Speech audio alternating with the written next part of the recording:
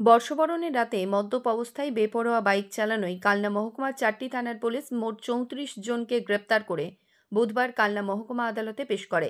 জানা গিয়েছে, নাদনঘাট থানা এলাকার বিভিন্ন জায়গা থেকে মোট 12 জন, পূর্বস্থলী থানা এলাকার বিভিন্ন জায়গা থেকে 10 জন, কালনা থানা এলাকার বিভিন্ন জায়গা থেকে 10 জন এবং মন্তেশ্বর থানার অন্তর্গত এলাকা থেকে আরও 2 জনকে গ্রেপ্তার করা হয়েছে। ধৃতদের কালনা মহকুমা আদালতে পেশ করা হয় বুধবার।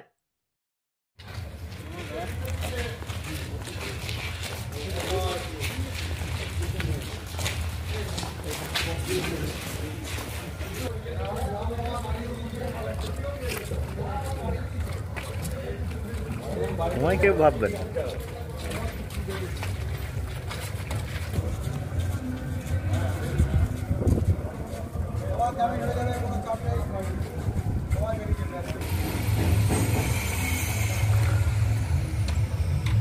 কমল বোরা রিপোর্ট, সংবাদ আজকে নিউজ।